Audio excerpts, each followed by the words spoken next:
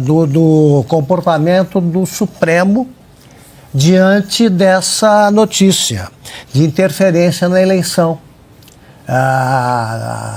de 2022. Nós sabemos que o Supremo e o TSE agiram como partidos fiéis ao Lula. Nós sabemos. Agora, como é que ninguém no Supremo acusa de difusor de fake news quem passou essa informação? Por que não briga com esse cara? Briguem com os americanos, estão difundindo fake news. Ou essas agências de checagem, os outros envolvidos nessa história, ONGs e tal, fizeram isso mesmo. Claro que houve esse tipo de ajuda, que se fosse endereçada a campanha do Bolsonaro, teria resultado em punições aplicadas aos doadores. Como é que pode? Agora, o Brasil deve reagir, o tribunal deve reagir com a mesma valentia que mostra quando alguém diz que um empresário fez uma doação ao Bolsonaro. É mentira o que eles estão contando? Não ajudaram o Lula? Então processem, enquadrem. Eu estou achando muito bom isso aí porque põe à prova a sensatez e a imparcialidade do tribunal. Mas eu recebo essas notícias aí com muita animação. Estão falando a verdade que nós vimos repetindo aqui desde quando? Há pelo menos 5 anos.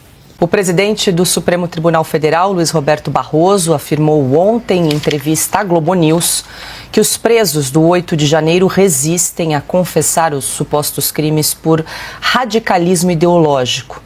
Segundo o ministro, 2/3 dos envolvidos no protesto rejeitaram a alternativa que suspenderia a pena e preferiram a condenação. Mas até pouco tempo atrás, mais da metade das pessoas tinha recusado esse acordo de não persecução penal. Apenas para desmistificar a ideia de que nós estamos lidando com ambulantes ou com a costureira que veio a Brasília invadir. São pessoas que têm um radicalismo ideológico a ponto de preferirem a condenação a aceitarem o acordo de não persecução penal em bases bastante leves. Portanto, há uma dimensão de postura de radicalidade que desmistifica um pouco a suposta inocência ou ingenuidade das pessoas que praticaram atos bárbaros de violência. No caso dos réus do 8 de janeiro, o acordo de não persecução penal foi oferecido apenas a quem participou das manifestações no quartel-general do Exército em Brasília. Em troca, os condenados teriam de pagar uma multa no valor de R$5.000, não usar as redes sociais e fazer um curso do Ministério Público sobre democracia.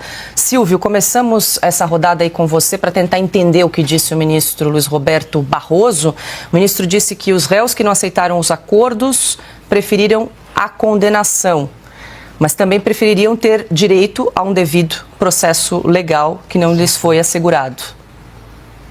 Perfeitamente. Agora, não tem muito mistério, né? O ministro Luiz Roberto Barroso não consegue separar, distinguir a honra, o que é honra, do que é radicalismo ideológico na cabeça dele. Uma pessoa que não quer assumir um crime que não cometeu, porque o ministro Luiz Roberto Barroso, os seus pares e, no caso, a Procuradoria-Geral da República, que é quem oferece esse acordo de não persecução penal, que é basicamente, como você disse, assumir crimes, pagar uma multa e ainda ter de passar, aí sim, por uma doutrinação ideológica, um curso sobre o que é democracia. Quem vai ministrar esse curso? Aliás, sabemos, a Revista Oeste já produziu conteúdo sobre isso, mostrando com todas as letras que ali sim é uma espécie de doutrinação ideológica de esquerda. O ministro Luiz Roberto Barroso desconhece, ou finge desconhecer, porque é advogado.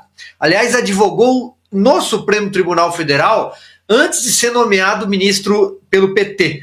antes de ter ganhado a toga, ele foi advogado no Supremo Tribunal Federal. Ele desconhece o que é o devido processo legal. O cidadão pagador de impostos, ele tem o direito de se defender. Ele teria o direito, não fosse esse momento estapafúrdio da justiça brasileira, essa página escura, inclusive de recorrer, de solicitar a reanálise de uma condenação a uma outra corte, uma corte superior.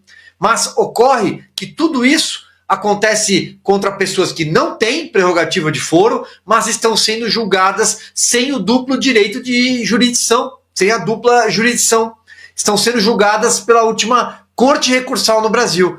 É tudo um grande absurdo, e o recado que fica do ministro Luiz Roberto Barroso é, mais uma vez e infelizmente, que o Supremo Tribunal Federal não pretende recuar da ideia, da narrativa que criou e que vai sustentar por pelo menos algum tempo sobre o golpe que nunca existiu. Augusto. Muito bem lembrado pelo Silvio. Ele advogou, inclusive, no Supremo, inclusive em favor de um exemplo de portadores, exemplo de portador de radicalismo ideológico extremo, que é o Cesare Battisti. O Barroso, ele foi um bom advogado, visto por esse ângulo. Ele defendia qualquer bandido com a maior convicção. Ele defendeu por 10 anos o Cesare Battisti, um comunista radical italiano que matou pelo menos 4 pessoas. Foi condenado à prisão perpétua pela justiça italiana, e o Barroso passou todo esse tempo dizendo que ele olhava o Battisti nos olhos e ele via que Cesare era um inocente. Cesare Battisti desembarcou na Itália. É bom relembrar esses casos, porque a gente sempre tem novos espectadores, né? Já contamos aqui, vale a pena reprisá-lo. O Cesare Battisti foi finalmente deportado para a Itália, expatriado, e lá, mas no aeroporto, ele já confessou que era culpado e está cumprindo a sua pena. O advogado, o comportamento do advogado Barroso mostra que não existe um juiz Barroso, ele não sabe julgar. Ele continua advogando, neste caso, agora, em favor do Supremo. Quer defender um acordo em que você assume crimes que não cometeu para ficar em meia liberdade, frequentando esses cursos ridículos e eventualmente usando tornozeleira.